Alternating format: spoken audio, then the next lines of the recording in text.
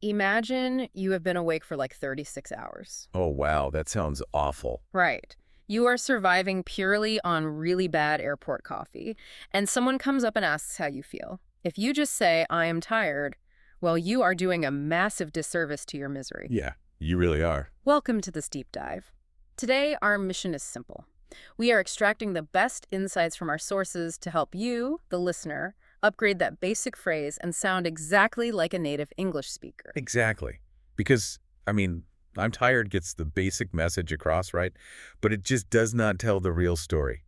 Native speakers use this whole spectrum of phrases depending on the exact context. Right, it depends on the specific type of fatigue. Yeah, exactly. Great, so if I have been walking all day or maybe doing heavy physical labor, tired just does not cut it. What is the actual word for that level of drain? So that is where the word exhausted comes in. Exhausted. Yeah. If you look at the roots of the word, it literally means to draw out all the contents until it is empty, like pumping water from a well until it is completely dry. Oh, I see. It is not just a passing feeling. It is a physical state of total depletion. Okay, so exhausted is the well running completely dry after heavy physical labor. But what about when the fatigue is just like a slow grind? The slow grind. Yeah, like surviving a chaotic day at work or cleaning the entire house. That feels totally different. It is very different. And, that requires a different descriptor. We would say worn out for that. Worn out. I used to picture worn out like an old pair of Oh, shoes. that is a great visual. Yeah, but maybe it is more like inflation.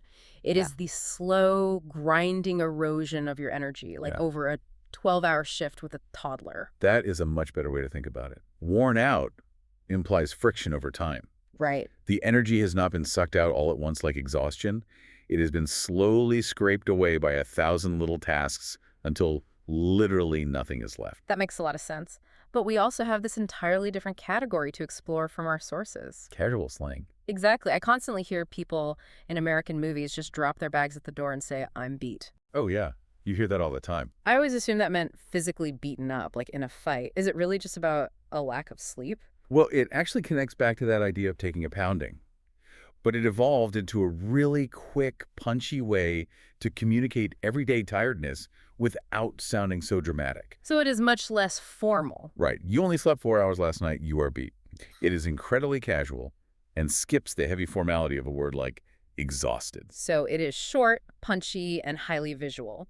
Which brings me to my favorite expression from our sources, running on empty. Ah, yes. That feeling when you are still moving, but you have absolute zero energy left to give, like a phone battery that is almost dead. Or a car that has entirely run out of gas.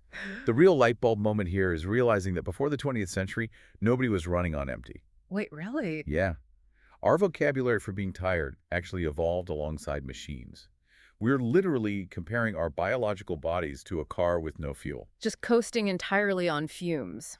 We use mechanical terms to describe a purely human feeling. It is fascinating. It really is. So, for everyone listening, you now have a highly specific toolkit. You can upgrade from basic tired to the total depletion of exhausted. Or the slow grind of worn out. Exactly, or the punchy slang of beat, or the mechanical visual of running on empty. Dropping just one of these into your next conversation will instantly make your English sound more natural. It definitely will. Mhm. And, it leaves you with a really fascinating question to consider. What is that? We have built this massive, highly creative vocabulary just to express having absolutely no energy. What does this deep linguistic obsession with describing our fatigue actually say about modern society's intense relationship with work, stress, and rest?